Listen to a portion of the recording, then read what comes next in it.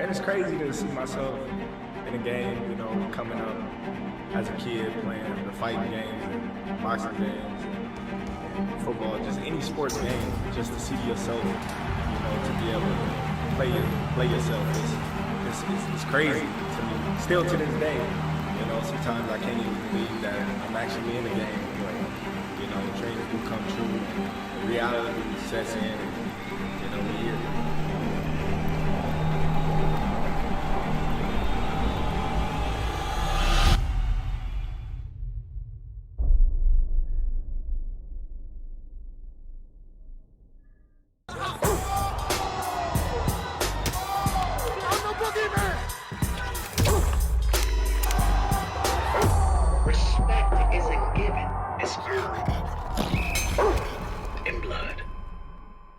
Moving on, in the boxing world, we saw, I can't remember, did you predict Canelo or Crawford to win? Who were you picking to win? I don't think we did a prediction, did we? We didn't, but in my final prediction, my final prediction with Sky, I said Canelo, but the only way Crawford could win is by exactly what he did. I didn't know enough about Crawford, whether he could withstand the Canelo's power, and he did.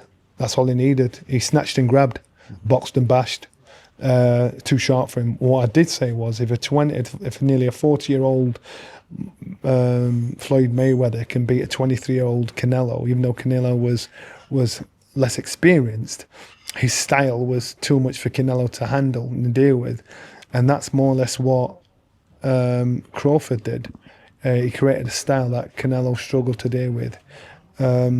And I think he boxed brilliantly. I think he could box outstandingly. I think he and Canelo gave credit where credit was due. And so you've got to give it to Crawford. Crawford, humble in his success. He didn't say, you said this, you said that, you said this. He just needed the opportunity to people to prove who he was. And he's done that job. You know, rather than talking about the boring boxing related stuff into that fight, we've seen the result. We've seen what Crawford did. You know, he boxed rings around him, etc. But you know what I find most fascinating about that whole fight is Crawford as a person.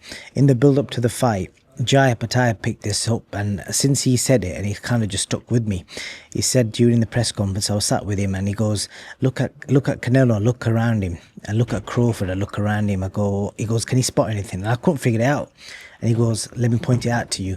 He went through Canelo. He goes, he's got 50, 60 people there sat ringside. Doesn't even know them all. He goes, look all the belts he's got all paraded in front of him, wearing expensive designer wear. He goes, look at Crawford. He's got the same belts. Not one belt is on the desk other than a bottle of water. His trainer's there and his stablemates. That's it. And his missus, there's nobody else there. Simple man. And I get that. And Marvin Hagler used to take himself away to a little bedsit in Boston when he was training for a fight, even as a world champion. He wanted to get it back to basics and get humble. Canelo Alvarez has been a very, very, very wealthy man for quite a long time. So you lose touch on what's the majority's reality, and you surround yourself with people that are going to pander to you. Crawford hasn't at this point, but maybe that will change the more financially secure and successful he is. The one thing that's good for Crawford, I think he's got 7 kids, and he's got a wife, you know, and he's not married, but he lives with but so Crawford's in a situation where he has responsibilities as a father and a partner, and those things keep you grounded.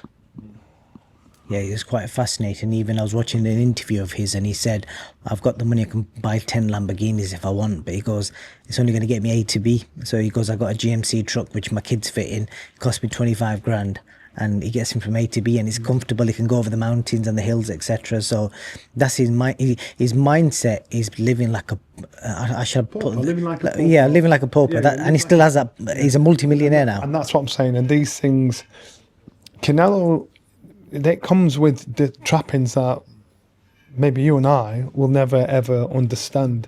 So his normal has changed from being a young boy. His normal's changed. And so for Crawford, because let's be honest, Crawford is a gentleman, he's a nice guy, but he's not a character that you think, oh my goodness, he's like Andre Ward. Andre Ward, a lovely man, outstanding boxer, but I bet he's never made the kind of dough that he probably could have made if he was a character. And so Crawford's humble, happy and comfortable in who he is. I can remember when we was out in Istanbul and Crawford was there, and my mum was just like, he was cool. He was just one of the boys. You wouldn't believe this was on the horizon. And he was just cool. We're in the bar, we're just like talking and everything. You would have no idea.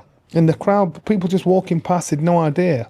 His life has now changed overnight, because now that was over 41 million people saw it around the world.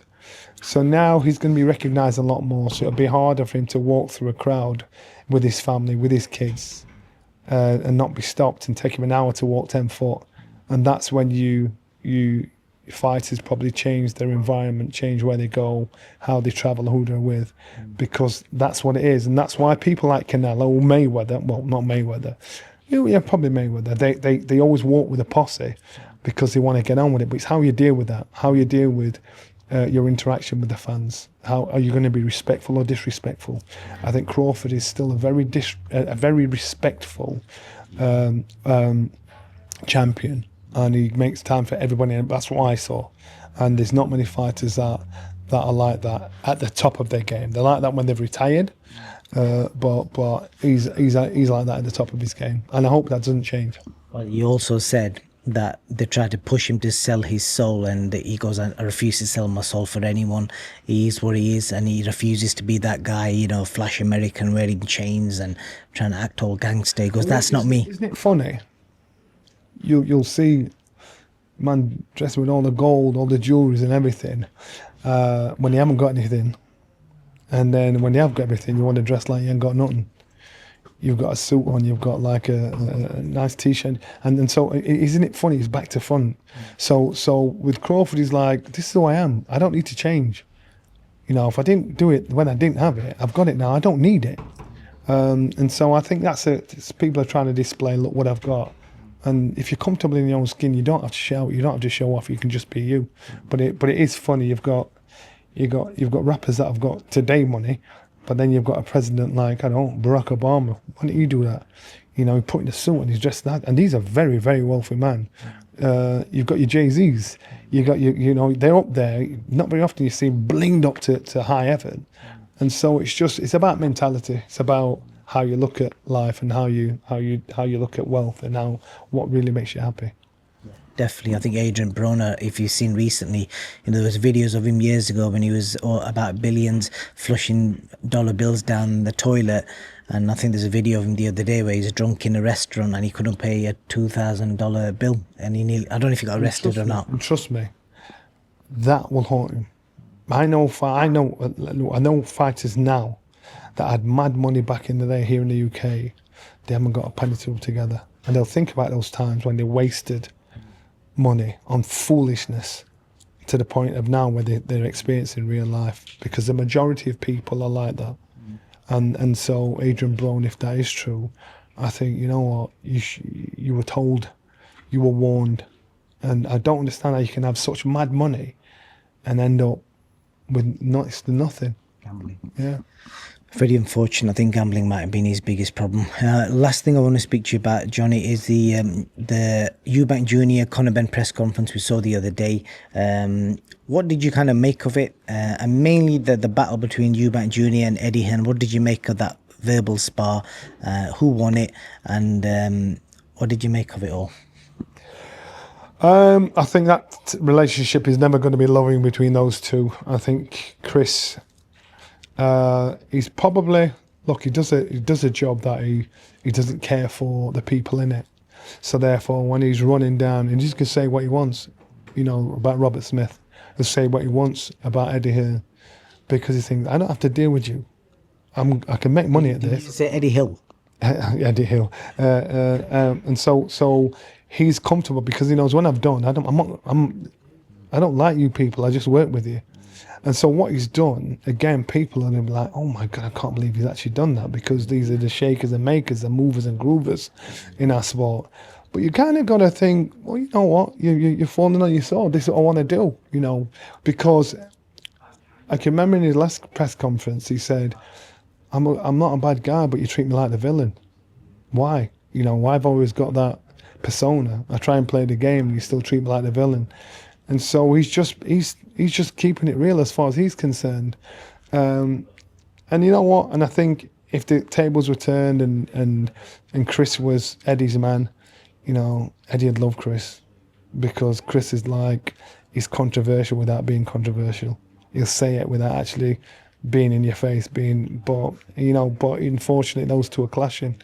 Eddie's an amazing showman, and Chris is not going to let him take the stage, because he's like a hypnotist.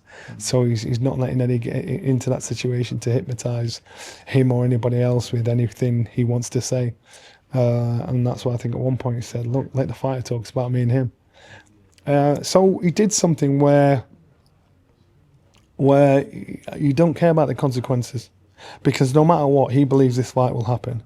So when he's slagging down Robert Smith, he's like, what are you going to do? You know, when he's slagging down Eddie, what are you going to do? When he's accusing him of stopping the ambulance to get out of the arena, what are you going to do? You know, because the fight don't happen, so what? I'm all right. If the fight does happen, will I pay the fine? My interest of my money will pay the fine. So, but then then what he's saying, what's happening to the money when you're finding me? Where's it going? He's putting the spotlight on people. Now, even though it might throw shade, it's making people ask the question. And so therefore people have to be accountable for what they say and what they do. So that's all he's doing. He's asking the questions that people probably want the answer to, and putting the spotlight on it. Did you, when you're watching it, are you watching it cheering Eubank on, or are you cheering Eddie Hearn on? Because there seems to be a bit of a split. I was looking at all the comments, and I'll be honest, most of the comments, I'd say 80-90% are pro Eubank. And I never thought I'd ever say that, because the first fight, it was fairly mixed. But now it seems like everyone's supporting Eubank. Yeah, but Eddie doesn't mind being the villain, because Eddie, to be Eddie, you've got to understand people are going to love you or loathe you. So, and he's got very thick skin. And I'll keep saying it, he's the best promoter out there.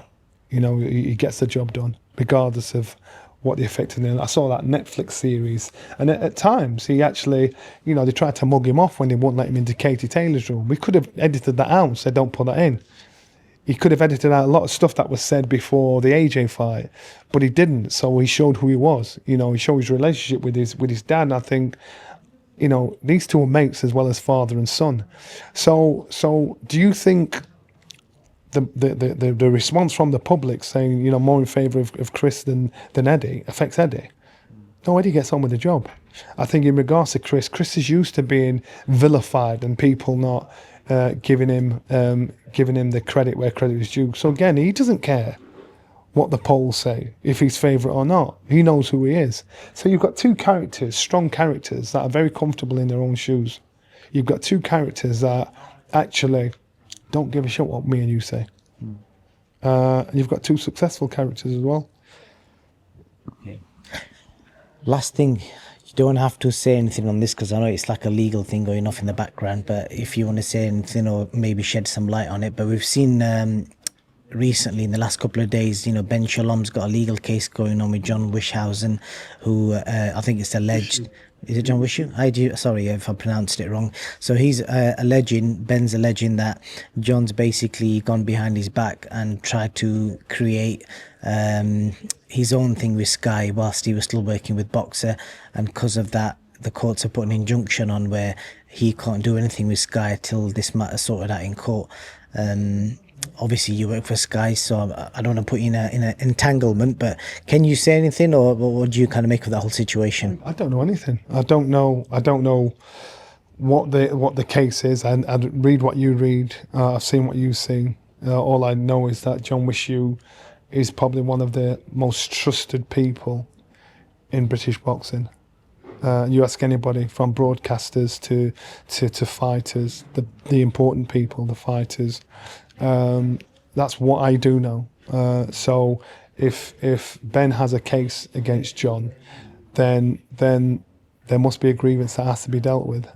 I don't know the ins and outs of it.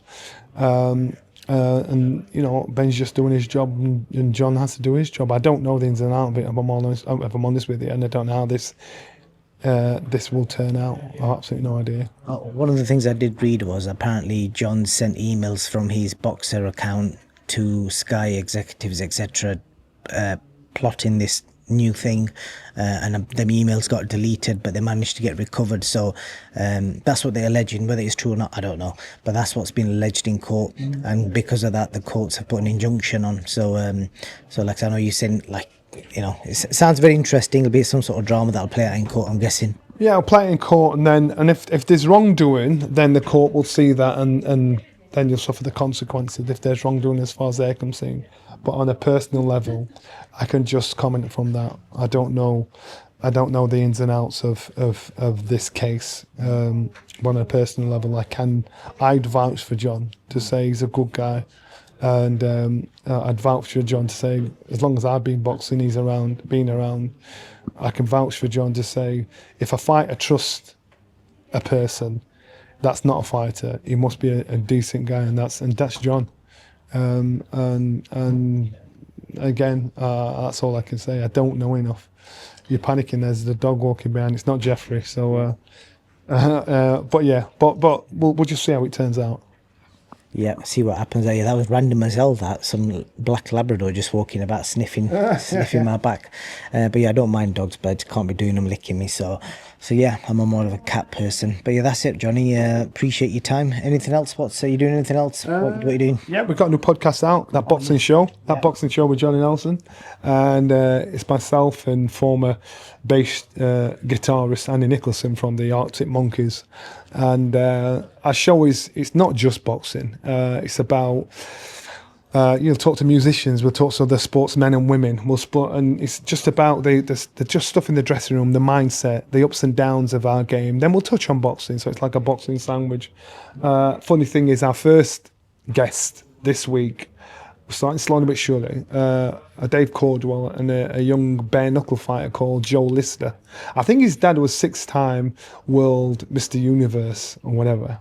And Joe Lister, he's 21 years old. If you watch it, you'll see where this kid is on a tightrope of why he boxed, why he fought, how important it is to him mentally as well as emotionally, how it affects him. And it's just an insight into seeing a different side to fights. There's many boxing YouTube state channels out there. This ain't like that. You know, we could be talking to Jarvis Cocker next week. You know, we could be talking to football managers. We could be talking to anybody and everybody. You know, and if they've got an interest in boxing, good. If they haven't, they haven't. But it's just giving credence and understanding to what it's like to be up there and they're not, or vice versa. And I suppose, you know, we talk about a lot of you know, the effect it has on people's mental health, and unfortunately with what happened to Ricky, you know, that's kind of a prime example of the stresses and strains that fame and fortune get you, even though it's what you dream for as a young man or woman. So our podcast is out every Thursday from 3:00 on a Thursday. So the next one is Joe Lister, Dave Cordwell. Dave's I'm going to call him our Dr. Phil, Dave Cordwell, because he has all these little notions and potions. You won't believe he was 70 years old. He's got skin, nice tight skin, fresh face, but it's just a different look at it. And you know, join the ride, you know, like and subscribe. That's what I say. And it's just a good little setup. That boxing show available on YouTube, Spotify, Apple Podcasts, everywhere basically, and it'll be on Johnny's socials. So yeah, give it a search, and the first episode is out this Thursday, yeah? We've done one episode already. That was just Andy and myself, just more or less getting people to know who Andy is and myself, because it'd be attract different audiences. And then it's Thursdays at 3:00. We're out on YouTube. Keep it locked in if you want more of Johnny Nelson. Thank you very much, Johnny.